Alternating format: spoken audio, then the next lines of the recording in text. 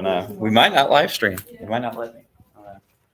Hey, there it is. All right. Hey, folks, it is January the 22nd, and we're going over the second half of chapter XXIX, which is 29. Jose, chill out for a second. And this has to do with the second Gracchus brother, Gaius, his rise, and also the rise and fall of somebody who we're going to hear about this week and next week called Gaius Marius. And Marius is going to be essentially kind of like the prototype for Julius Caesar later on. Very famous, very capable war leader who essentially wants to run Rome. All right, so let's see here. Our terms on the board are Gaius Gracchus, Jugurtha, the rise of Gaius Marius, Cimbri, and Teutones, and the fall of Gaius Marius. So let's show kids here in class images. I forgot to show you this last time. If you'll recall, the elder Gracchus brother Tiberius was extremely popular with the poor. However, the Roman Senate despised him, and they were able to drum up their supporters into a riot. And poor Tiberius was actually beaten to death with the leg of a stool, if I remember right. So it's kind of like That's hilarious. Of course, like the Senate was like, hey, you can't have a king. Yeah. And then during the right, he was saying something I mean, like, oh wait, you want a crown? Yeah. It's confusion. Mainly it was like, hey, let's not stop. Let's not get out of here. The one guy screwed it, that's it. Yeah. Starting mob. So yeah. Yeah, if you've paid any attention to American events the past year, stay out of crowds because bad things happen. I should have eaten more than a banana. I'm so hungry. And it's the first period. it's all right. So here's a bust of Gaius Gracchus. Of course, he's significantly older at this point, and he's going to be, in some ways, he's a little more savvy than his brother because he's going to manage to stay in politics longer. However, he's still going to meet the same end. He's going to be so popular with not only the poor commoners of Rome, but also some of the richer ones as well. So, because of this fear that he's going to take away the land from the nobility, the patricians, he again is, or much like, not again, but he's going to be assassinated just like his brother through a riotous mob. So you kind of see like a pattern here, and then the Senate just able to wash their hands and be like, it wasn't our fault. It was people got riled up. It's like they got stuck in the mosh pit and they didn't make it out. That was just bad. All right, so Jugurtha of Numidia, of course, he's going to be a king. They're close. Remember, we've had problems with Numidia in the past because they invaded Carthage. Carthage defended themselves from Numidia. But because Carthage defended themselves, the Romans thought that was a transgression that was unforgivable and destroyed them. But Jugurtha is going to, after he saw that the Romans were cruel with his with prior Numidians taking over Carthage, they thought that they could encroach further. That and Numidians were on good terms with Rome. Jugurtha was what you might call the Romans didn't like kings. They liked having their friends keep peace. And since he wound up essentially stealing the crown and the kingdom, the Romans went and defended their friends. Because remember, it's kind of like the mob. If you're the friend of Rome, you got to keep your nose clean or the Romans will come in and beat you up. You don't have a power change without their permission. So, and here was a power change without Rome's position. So they go in, defeat Jugurtha, and of course, he's going to be paraded back to Rome in a triumph. And like your book says, he's going to be locked away in a prison and starved to death because Romans do that. Here is the triumph of, who was the general who defeated him? Marius. Was it Marius? I guess it was Marius, yeah. For some reason, I didn't think it was him. So yeah, Marius is going to defeat him, and he's going to be the one who's going to have this triumph. He's going to be a super popular guy, and Romans are going to be infatuated with him because just like the old stories of ancient Rome, he was essentially a poor Roman patrician who was able to work hard and had a good work ethic, and he avoided luxury, but he was able to show all this talent. So they're like, wow, this is great. He's just like Cincinnatus and all these other ancient Romans that we see as the ideal Roman.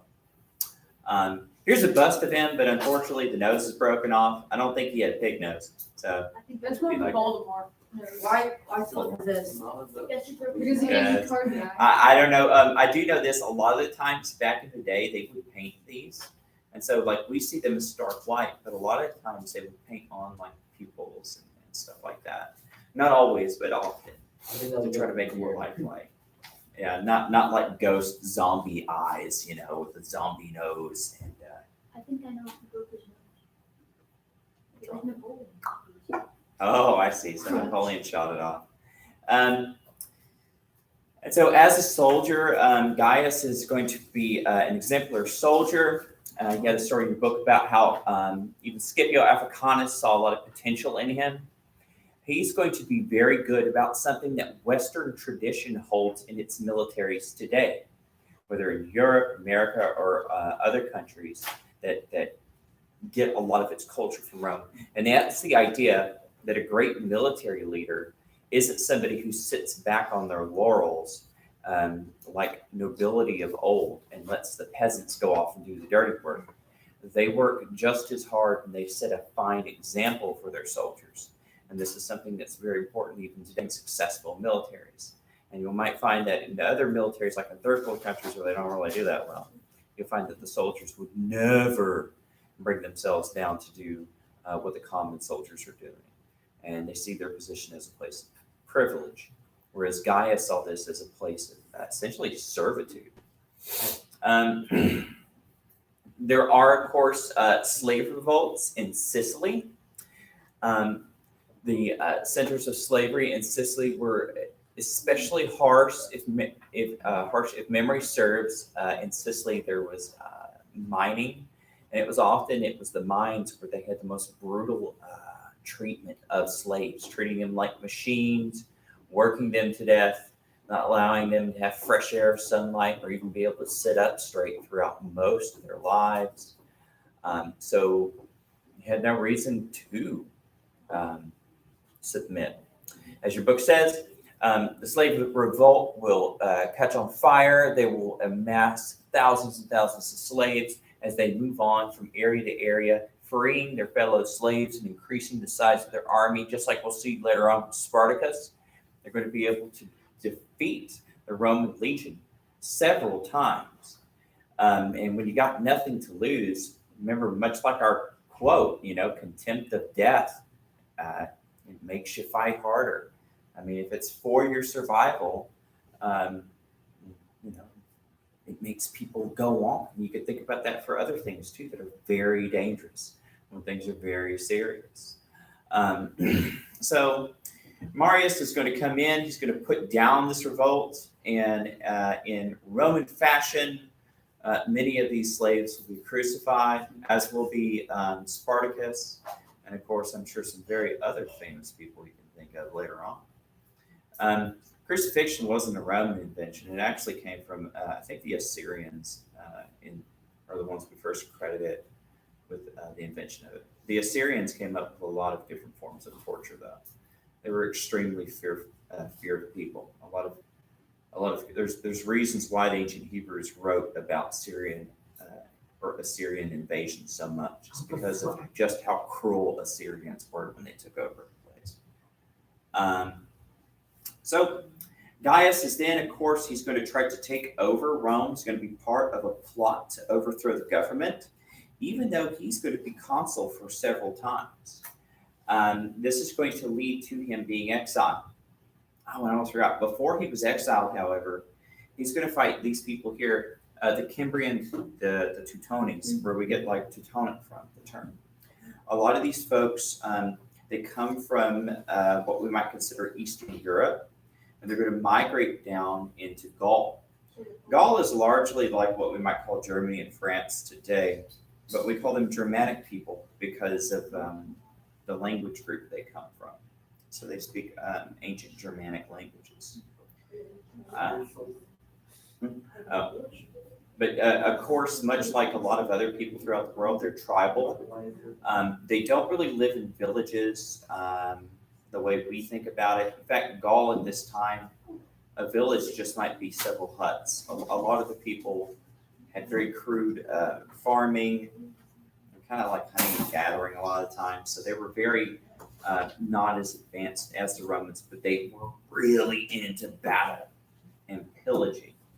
And a lot of it had to do with human migration. They think one of the reasons why these people were coming from that part of the world into what we might call France and Germany today is because they were being pushed out by people that were related to the Huns. So that's what we call push-pull factors in human migration. What might pull a group of people to one place is a better life, but what might push them out is danger.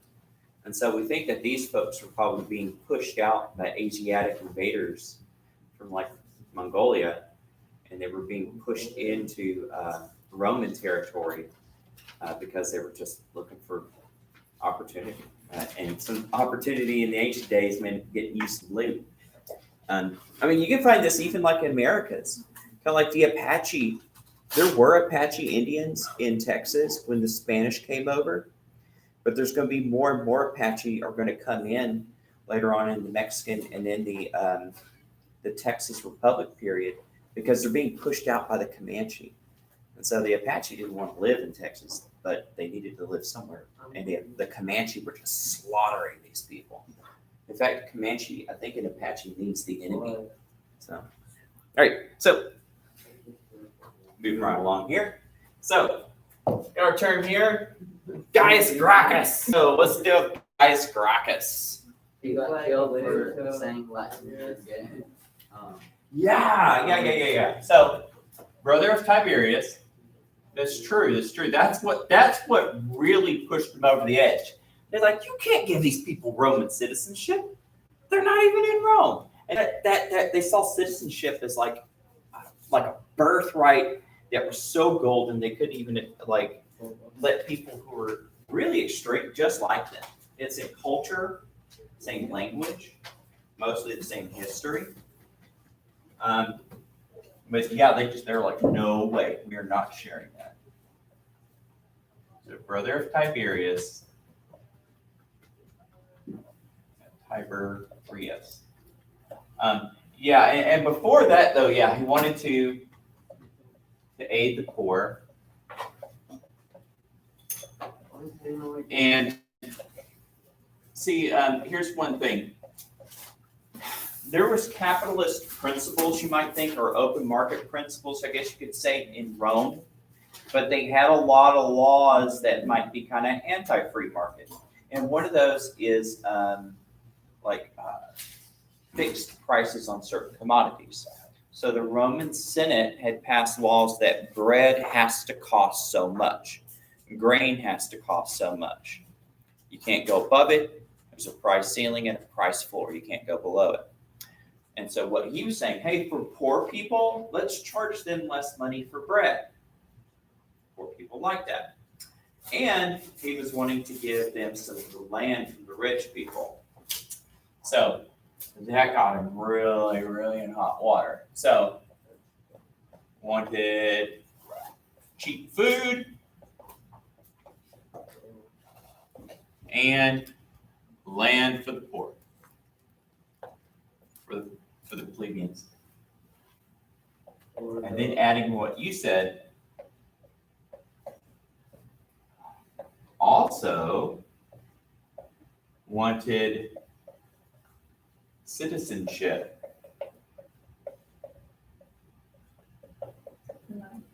Yeah, for the Latin people, of course. And so what did they do to him?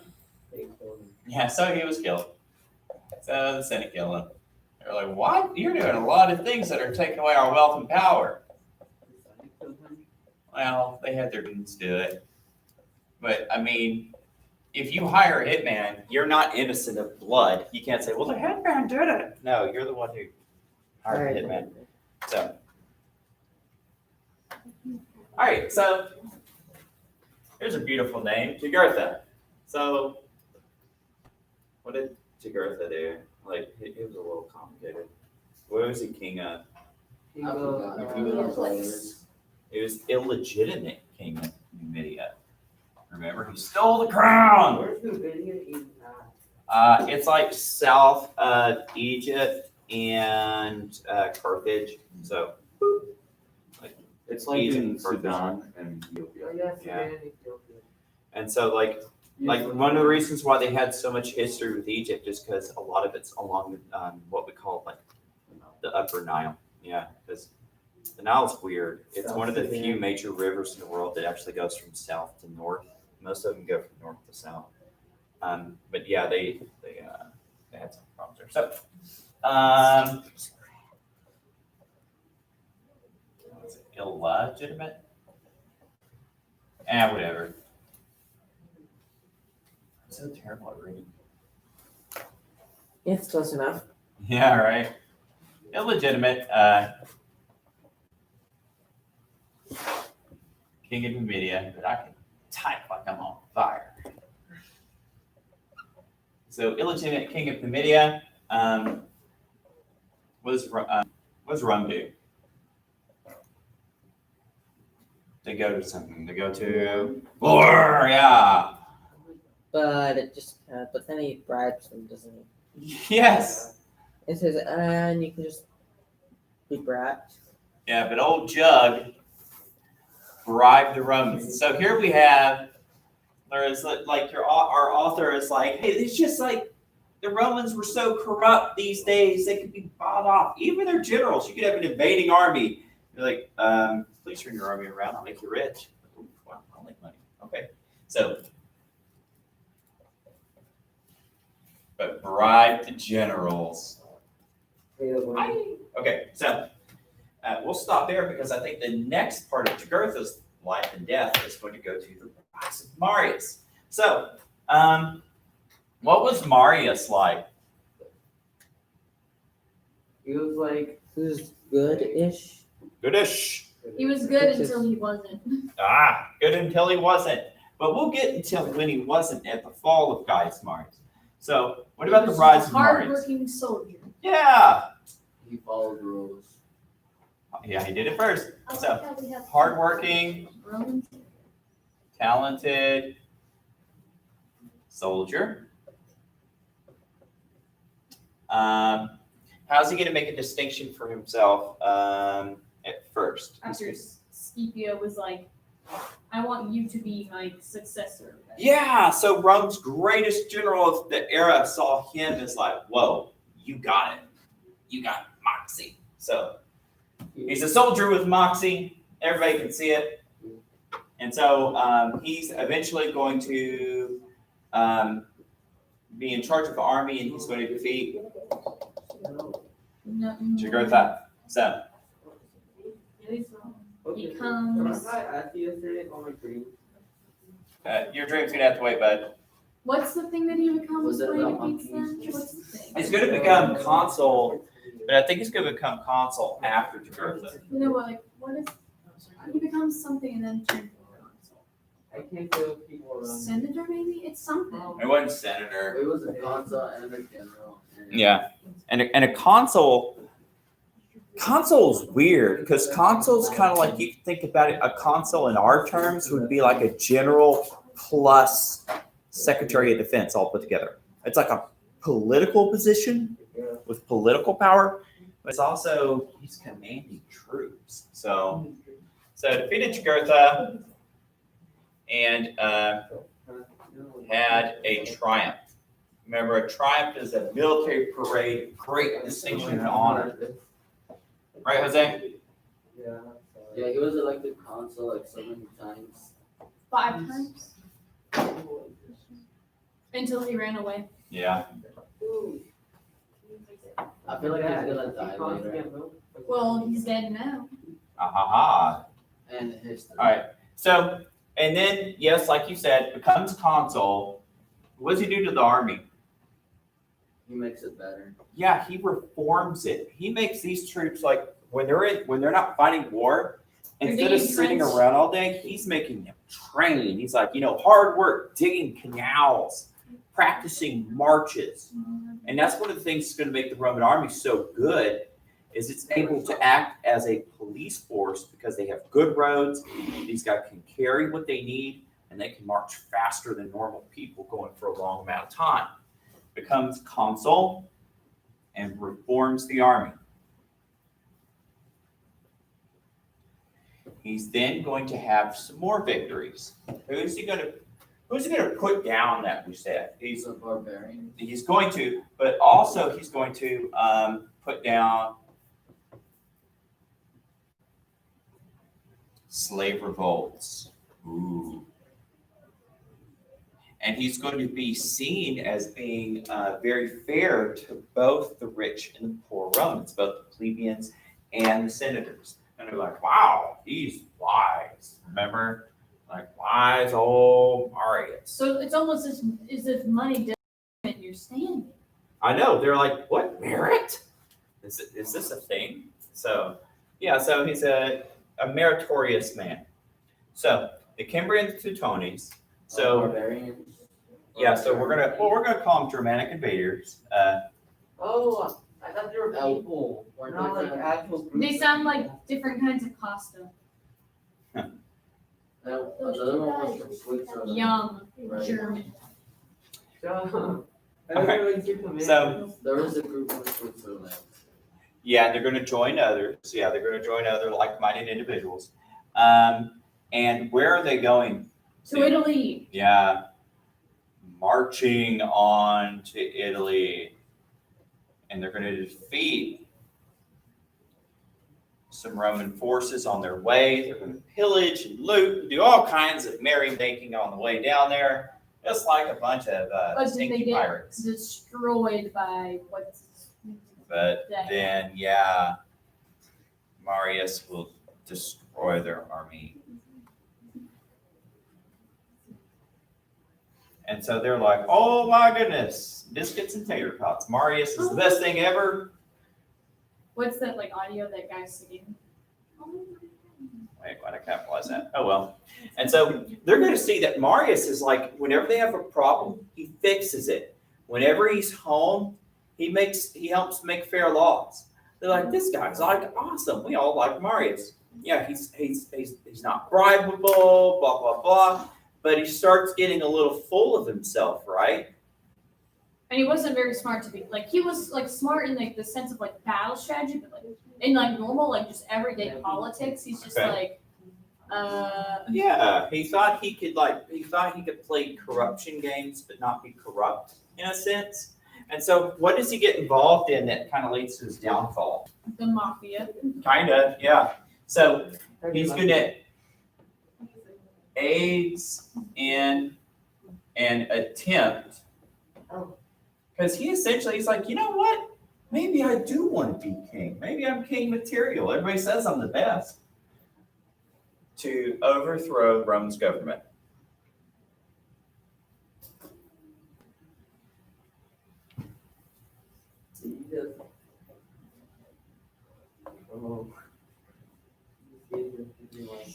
Doesn't turn out too well. So then he goes into a self-imposed exile. And don't worry, this isn't the last we see of him. We'll talk more about him on Monday. Yeah, it failed. So hit the big fail button. Didn't get a crown. And unlike the Gracchus brothers, he was popular enough where he probably could have done it. But since it was exposed and people were, it's like, wow, this is like a big betrayal. We thought you were the best thing since sliced bread. And it turned out, no, it was not. But When was sliced bread invented? when bread was invented? Oh, you mean like automatic, like what we think of now, like Mrs. Baird's? I don't know. Probably, I would, if I was venturing to guess, What did people either use late sliced 19th, bread? early Bread? 20th. I thought they tore it like. Well, yeah, but you could still cut it, right? People had knives. Oh, then how do we know that they did? Bro. I mean, why not? I don't know. Yeah, or even like a piece of flint, like That's what I do. Just I'd aim use my every- flint rock. All right, kids, that's going to end our lecture for today.